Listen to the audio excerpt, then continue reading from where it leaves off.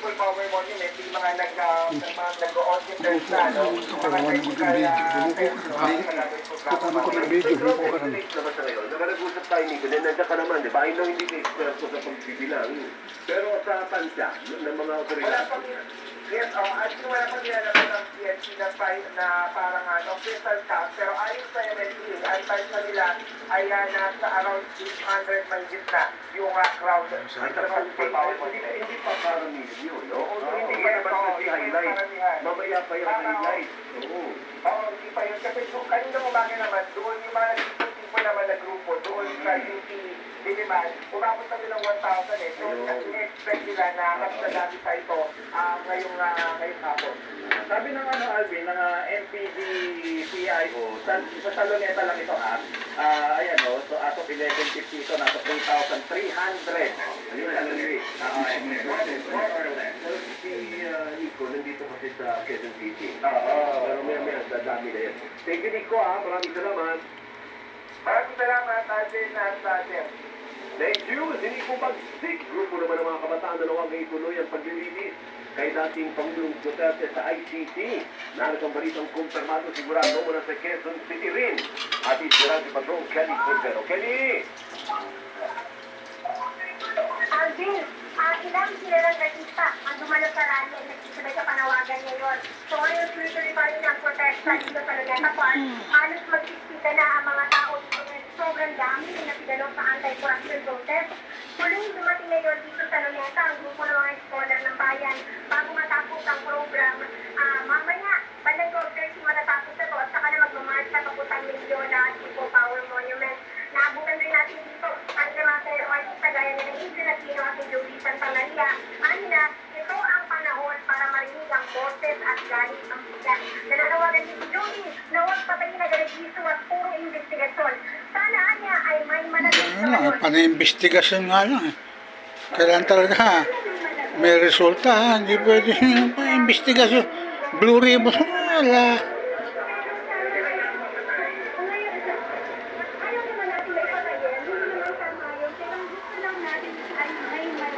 Ayun. Pag sinabing may managot, makukulong. Samantala, nakikita ang init ng araw at Manugang nilaksan nakakatagal na. ng ulan, lalo pang sumama ni Nanay Virgie. Kahit sino siya. Basta yung protesta pinag-uusapan. Masulit-anya ang pagkakataon na maipakita ang kanilang galit sa gobyerno at sa nangyayaring korupsyon. Anak ni Lacson. So, itong pinuntahan natin na rally na to, mawala na yung korupsyon. Kasi sa araw na to, kailangan yung mga nangungurap na tao ay may pagbabago na. May pagbabago na dapat mawala na yung mga tao na nangungurap. Katulad na sa sa Senate. Isa rin yun, mga senador doon, mga kurap din. Si Jinggoy. Kaya Ayaw pa umami si Jinggoy. Kaya bang pe? Ano sabi ko, nasa Quezon City. So nasa Maynila ka pala. Kaya sabi ko, paano biglas Yes, kumapal yun daw? Maynila ka pala. Yes, andito ako ngayon sa Luneta Park, Alvin. Apo, pero sa ngayon, ito kong video mo, shot earlier ito, di ba? Sa ngayon, habang nag-uusap tayo, parami yung tao o nag-dissipate na dahil pupunta yung iba dyan pa Quezon City? Yan nga yung last, Alvin, na dumating dito itong mga scholar ng bayan at ngayon nagre-rest sila dahil tapos na magmamarch na sila papuntang Mindiola. Pupunta raw sila sa Mindiola? Malacanang ngayon. Yes, pupunta sila sa Malacanang ngayon, sabi ng organizer, para doon naman manawagan. At papanagutin daw umano siya Pangulong Marcos Jr. dahil nga dito sa nangyayari. Eh bakit si Marcos ang mananagot? Mali rin. Pupunta ng Mindiola, Mali rin pero rin. mag-convert sa mga tao na nasa People Power Monument. Ang ilan naman ang sabi ng organizer. Mali rin. Sino ba yung nagsasalita? Eh ba't si Marcos pa papanagot? Sa command responsibility. Itong halimbawa ng mga grupo ng transport sector at itong grupo ng mga doktor at ng mga nurse na kaninang umaga pa ito, baka hanggang doon lang daw nila sila sa Mindiola at hindi nila abutin. So, wala naman silang permit pero sabi nila hanggang alas 2 lang daw sila ng hapon mamaya. Okay. So, anong sagot nun sa tanong ko? Kakaunti na lang yung tao ngayon, nag-dissipate na, pupunta na ng Mindiola yung iba, at iba uuwi na, tapos na.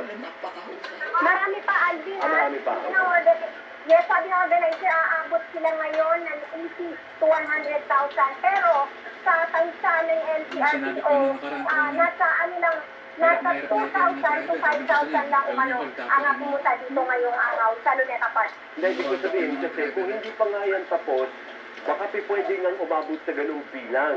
Pero kung tapos na yan, hindi na tayo abot ng 100,000 kasi mag-uwian na kung tapos na So ang tanong, tuloy-tuloy pa ba ang programa dyan hanggang anong oras? Yes, tuloy-tuloy pa ang programa dito. Hanggang 12:30 na lang ito. At mamaya, ito na, 12:30 na, maya-maya, paano na to, pag mag-aayos na sila para na pumili na at mag-match na lang papuntang Mendiola. So ito na lang, siguro inaantay na lang itong last na lang yung speaker nila at saka na sila mag-aayos para pumuesto na papuntang Mendiola. Ayan. Thank you Maraming salamat si Kelly Cordero po live sa Maynila. Sa mataras, seguridad, sa paligid ng Malacanang, makikita yung kinatutupad sa harap ng mga protesta ngayong araw. Yan yung listing ko. Oo nga, Narito, tingnan naman po natin ang balitang atin ni Radyo Patrol, John Garner. John, kamusta dyan? Kev Aldina, nagpapatuloy ang sa pagbawantay ng mga pulis sa daan, papasok at palabas ng Malacanang. Pagkamat laging unang pagdagsa ng mga grupong nagpo-protesta kontra katiwalian sa harap ng Mendiola Peace Park na malapit sa Palazzo, nakabantay pa rin ang mga tauhan ng Pilipinas na kanina pang umaga nakapag-deploy dito. Dahil usapan naman nagaganap pulis ang protesta, kanya-kanya sige, inom muna. mga pulis sa ilalim ng mga puno. Nakakita pa rin ang mga kadamitan tulad ng Sirto Karangalang sakaling kailanganin. Nananatili rin ang mga barikada sa GCW Street na pangunahing daanan papasok sa Malacanang Complex. Samantalang maluwag naman ang daloy ng trapiko sa Cariado Avenue papuntang Quiapo Turn, ganun din sa Welcome Rotonda at Quezon Avenue. At yan, ang balitang kumpirmado sigurado. Ito, ang Radyo Patrol, John Garner, DCFF. Thank you, John Garner. Maraming salamat kay John Garner. Pagpapakulong sa mga nagnakaw ng pondo ng bayan. Yun ang dapat. Dahil ang balitang kumpirmado sigurado mula sa may... Pagpakakulong, gusto yata naman nagrarally, papatay na. Magandang hapon, Chef at Alvin. Ngayong anibersaryo ng deklarasyon ng Batas Militar, sumugod rin sa Luneta ang ilang grupong nananawagan ng mas mabigat na parusa kontra Death penalty. ay sa ilang rasista, hindi sapat ang pagpapakulong dahil umuulit lang naman naman sila sa pagnanakaw. Kaya't mas magandaan yung detalye. Sabi siya, death penalty. Alam naman natin yan, hindi naman tayo takay. Pagkagal ng ginagawa nila, pinapaikot lang tayo. Ginagawa lang nila, pero ina-request na mga ganun-ganon, tapos pag nakulong naman, kahit sa liling gulaw, nakayala rin Ganun din naman kasi pag pinakawalan mo yung gagawin ulit, pag nanakaw ulit yan Isla pa naman ang taga-Muntinlupa na si Jen at kanyang asawa ang kanilang dalawang anak para nila makita ng mga politiko kung sino ang maapektuhan kapag nagpatuloy ang pangungurakot. First time ko din na makita, kung ito talagang mas maapektuhan. Talagang dito kami. Nagtatrabaho ako, nagpupuyat ako para sa mga anak ko. Jojo. Alam mo, makikita mo yung mga tao na, yung mga bata na nagkasala ng tricycle, pero sila, yung mga pera na yung ginagabit lang nila saan. Sa luxury, sa kung ano ang gusto nila na, ang bilis nilang makita. Hindi problema yan. Kanta naman ng grupong Bayan Jeff at Alvin, pinatayang 80,000 na ang lumahok sa baha sa Luneta Rally na nagsimula kanina alas 9 ng umaga. Nandito ko ngayon sa Kalawa Street, Alvin at Jeff, at nagsisimula na mag-dissipate yung crowd. Nagsisimula na rin mag-uwian yung iba. Ang iba naman, nag-aanda na papunta doon sa EDSA People Power Monument sa mga oras na ito.